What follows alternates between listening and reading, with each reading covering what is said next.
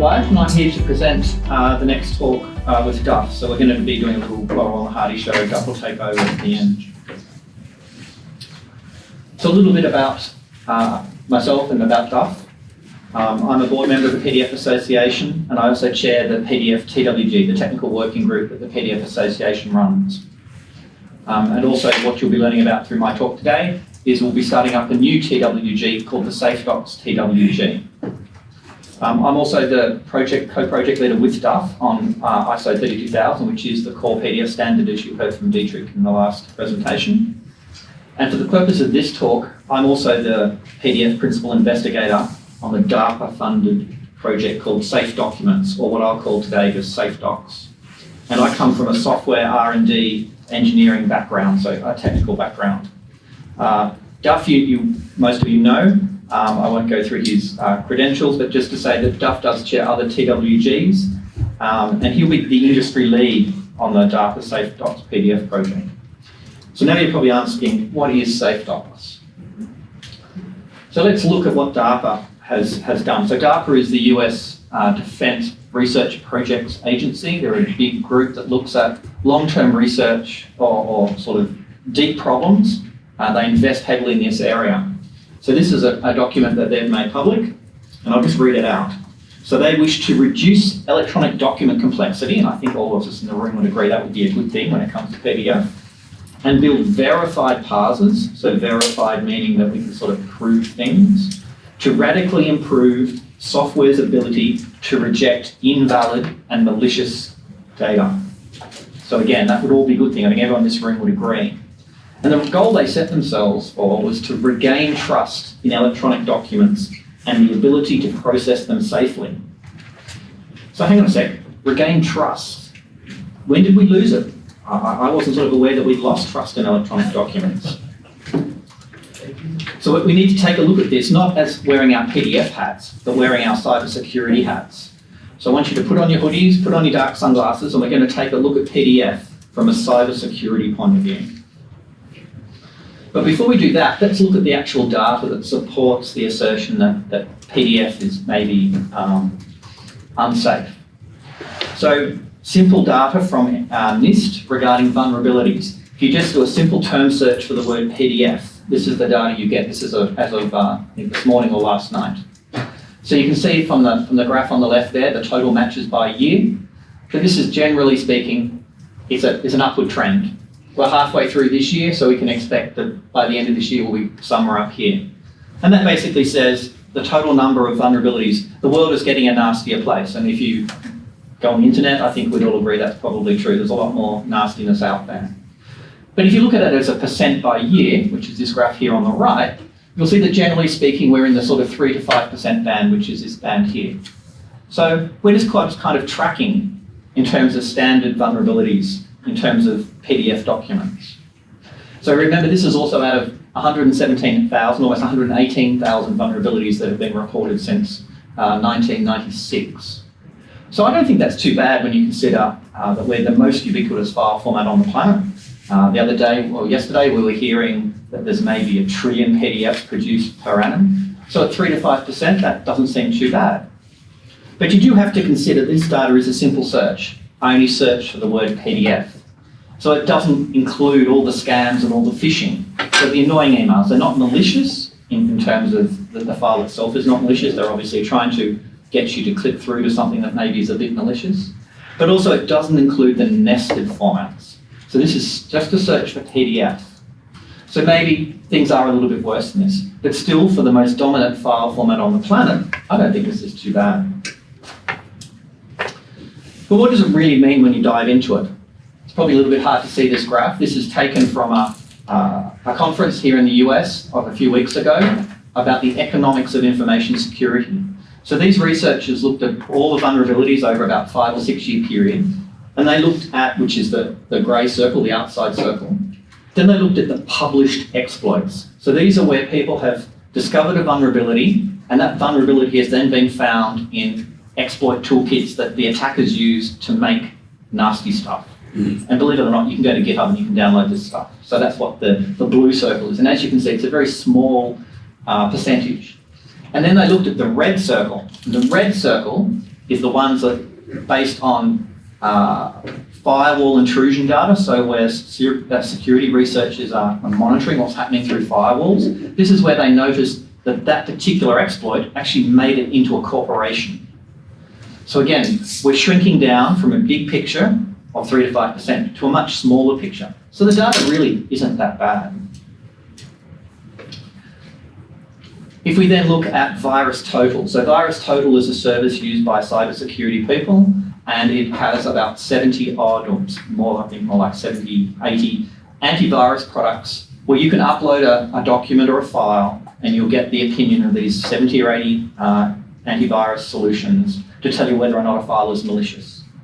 Now, not all the products support PDF, but a large number do. And in 2017, it was reported that VirusTotal received over 12 million non-executable, meaning document submissions per year. Now that obviously includes the Office formats as well, and you would all be aware of macroviruses and Office products. So again, there's still a lot of files out there, but it doesn't mean there's a lot of variation in them. And that's primarily because of the pink circle that we have above. So why did DARPA do this? Why have DARPA funded a project to look at document security from a cyber security point of view? And it really comes to this graph here. So they did a detailed analysis back in sort of early 2018 of all the CVEs, all the data that people have publicly published about cyber threats. And what they found was that the vast majority of these threats come from parsing vulnerabilities. Now, most of you will have read the popular media and be aware of vulnerabilities such as Heartbleed. Now, that really has nothing to do with PDF, except that the root cause of that problem was an input vulnerability. The parsing of the data stream wasn't checked properly, and that allowed somebody to take advantage of that and then do an exploit. So the summary of this is really be alert, not alarmed, and parsing errors are the root cause of almost all vulnerabilities. And that's why DARPA has looked at funding a project regarding improving the trust in our documents, meaning making them more robust to vulnerabilities. So how do cybersecurity researchers think about PDF?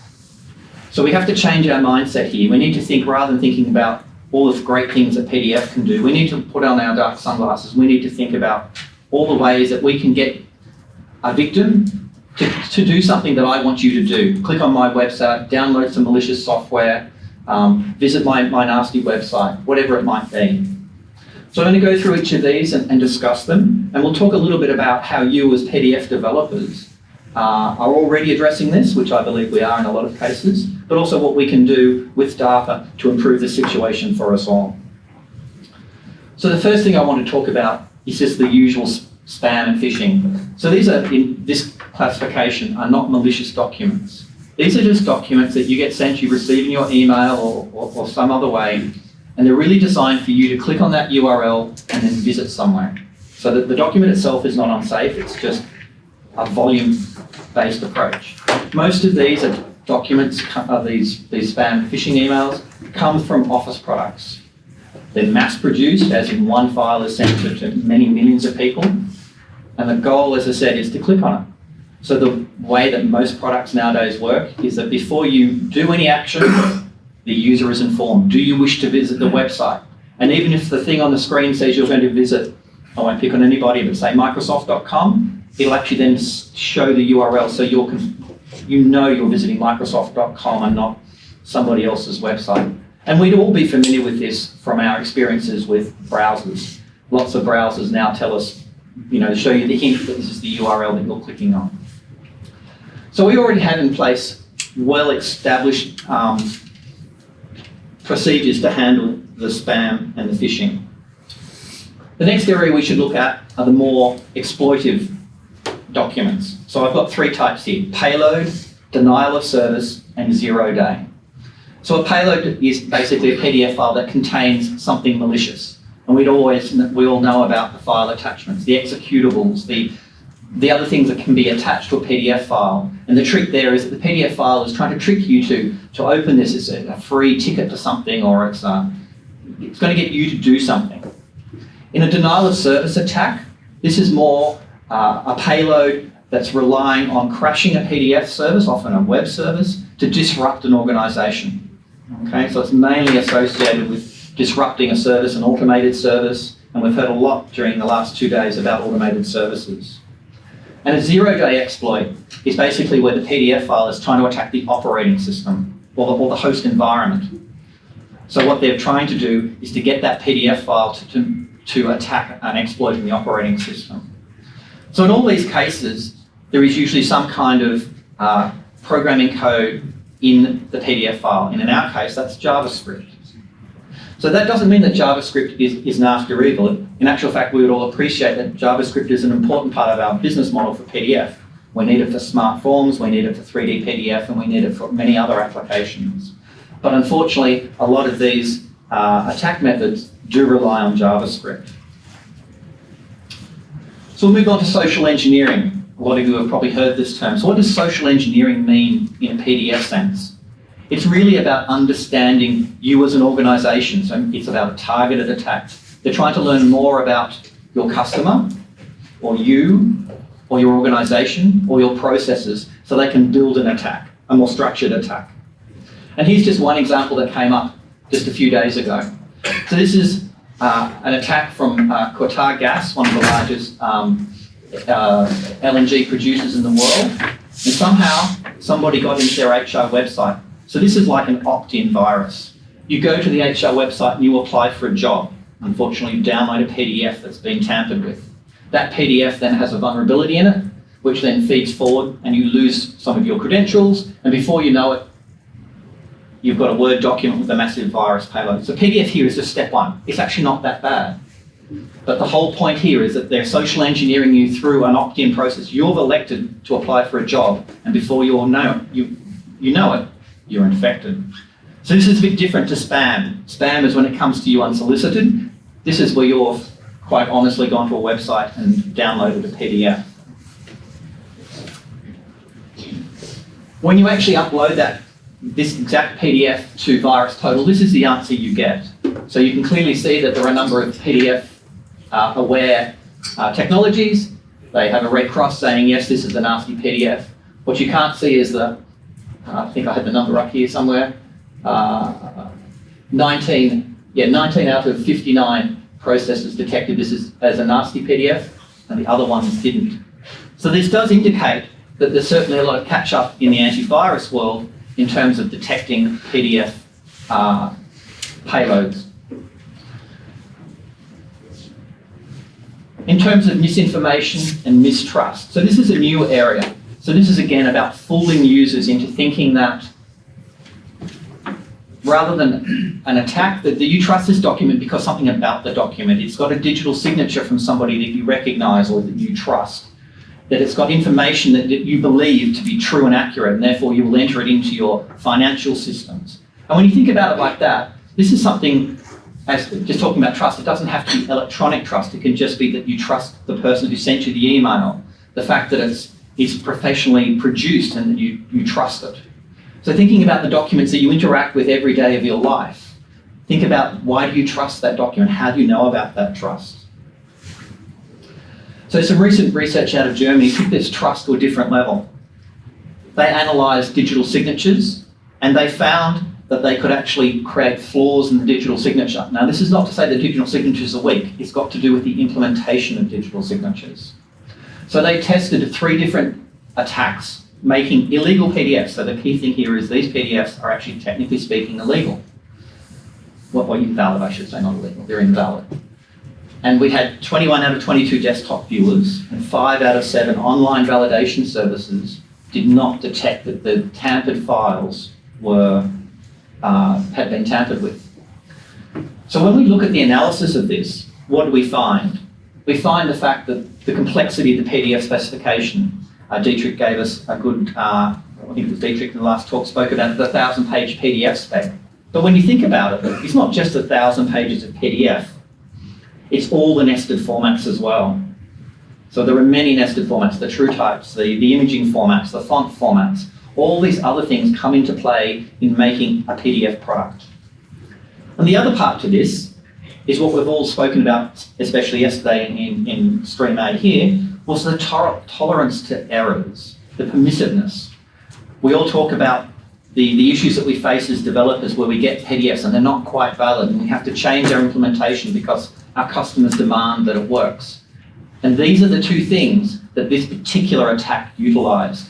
They were utilising the tolerance to errors, the fact that the PDF file was invalid, and the complexity of the PDF specification, that not everyone who's writing digital signature handlers has actually probably read all the specifications.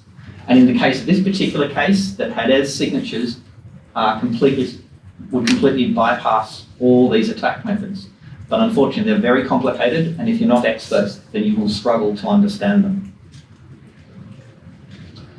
So moving forward, the next one is polyglot. Now this is a sort of a very different situation.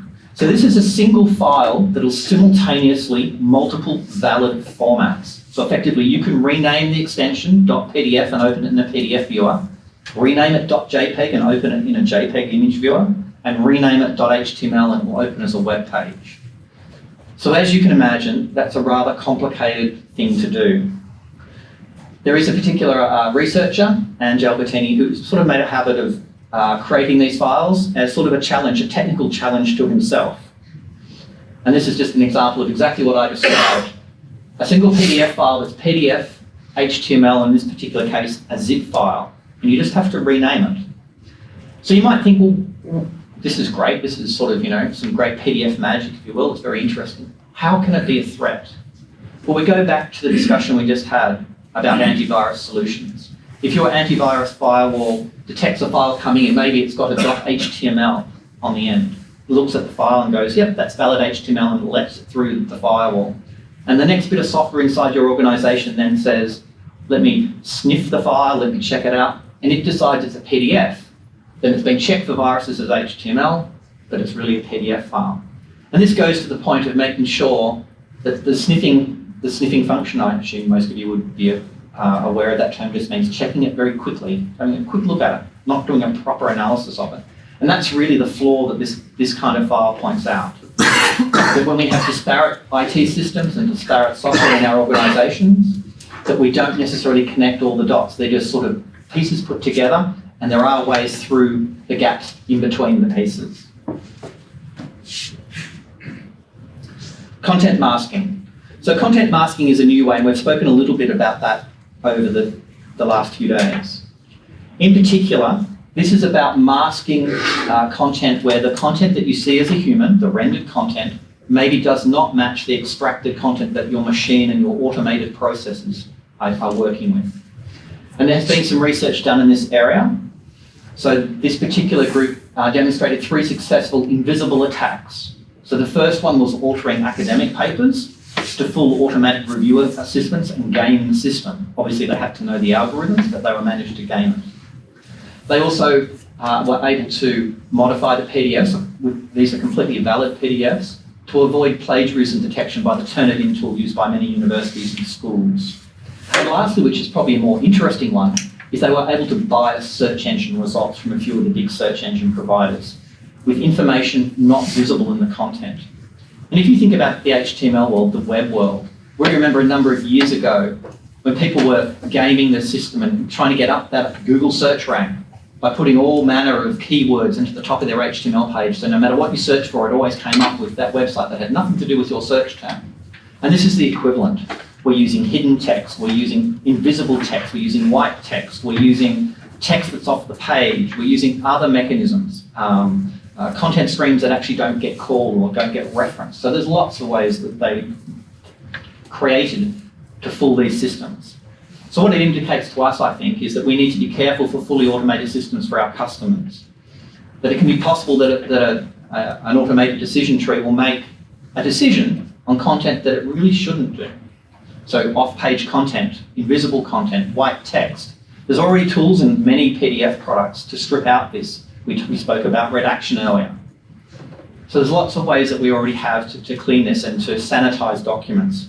But it does indicate that if we don't think about this kind of thing, we can create issues for our customers.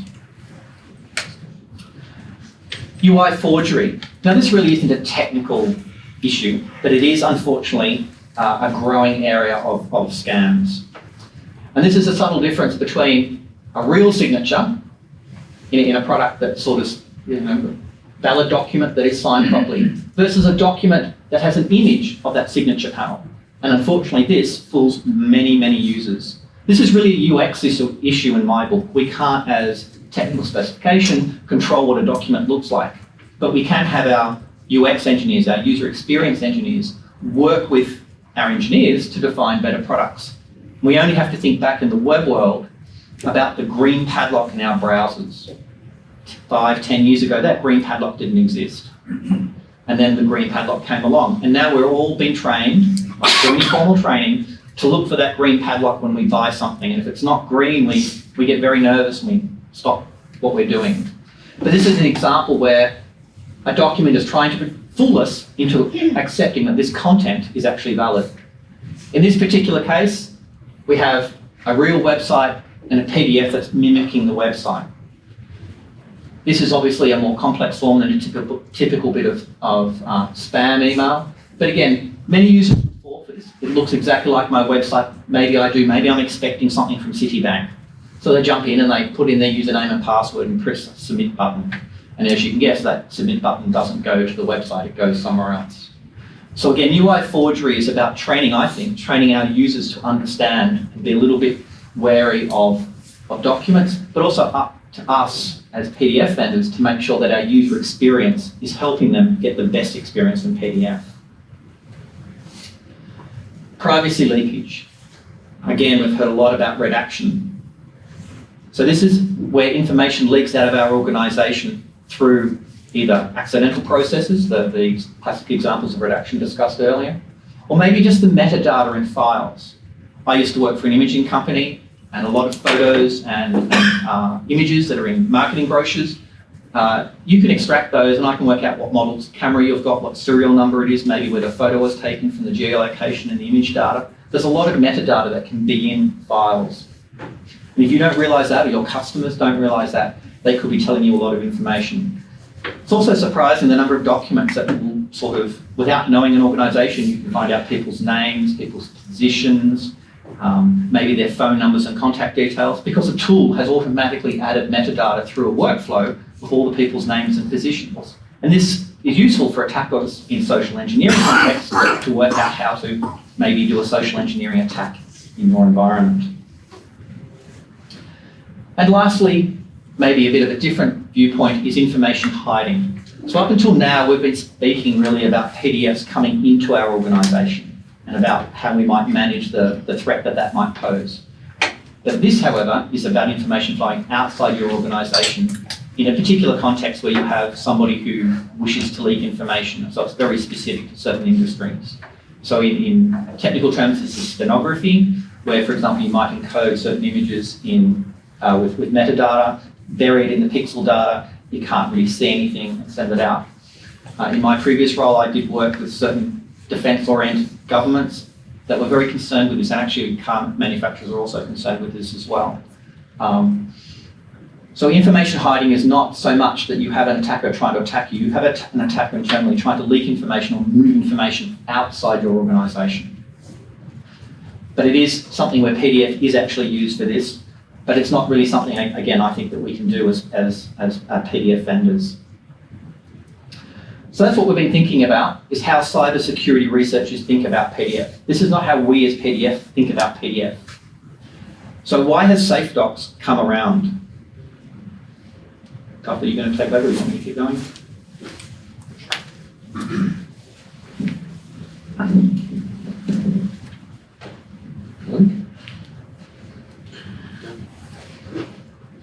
So I'm here, I guess, to take the slings and arrows of industry in regard to our connection, our association, or work with this project, with this program.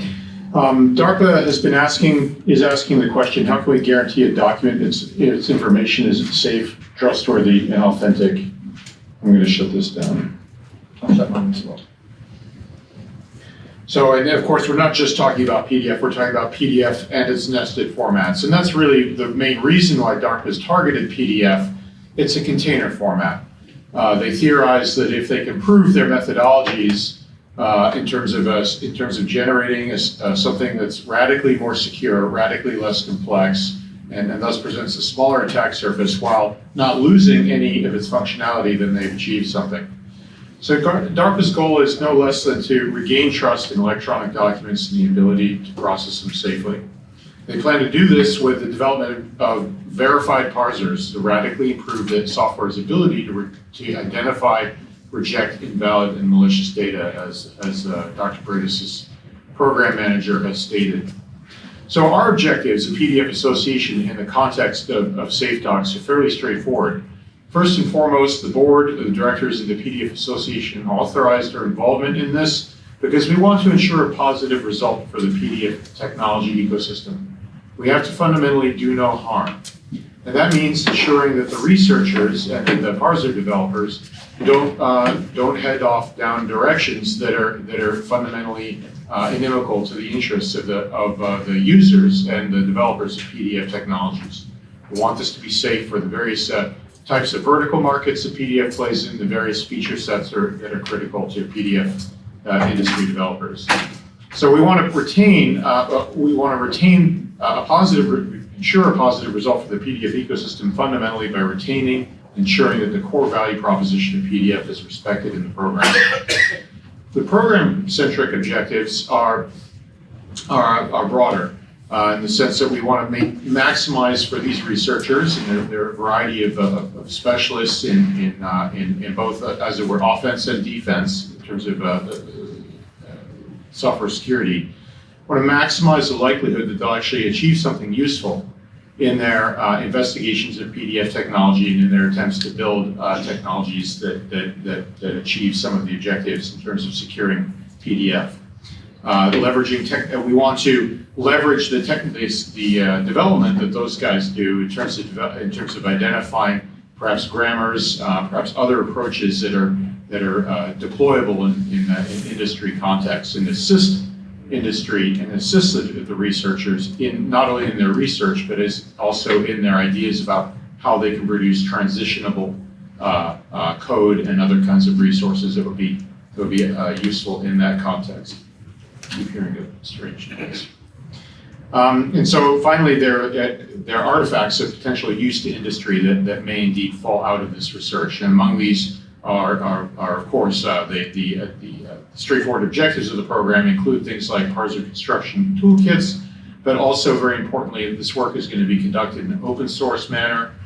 They intend to develop large corpora of documents and probably more importantly, to publish specifications and data about these documents to enable people to be able to characterize this information and draw their own conclusions about patterns that they see in this content. So the takeaways, should I turn it back to you, Peter, for this? Okay, so the message really here is that there is, PDF is a very prevalent technology and it is a rich technology. So the combination makes it attractive to people who are trying to do mean things with computers. And it makes it attractive from the point of view that there's a reasonable scale of attack surface to PDF. And so PDF is, as a point of prudence and as a point of assisting the government in its interest in securing this technology further and making PDF even safer than it is today. We thought that it was a good idea to get involved with it and to enhance the likelihood of positive outcomes for this research.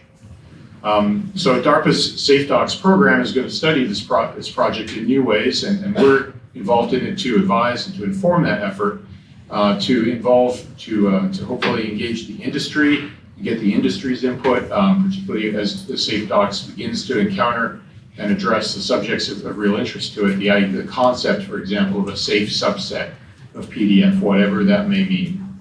And the various tooling necessary to find ways of taking advantage of that and the relevant intermediate products that may come off of that effort.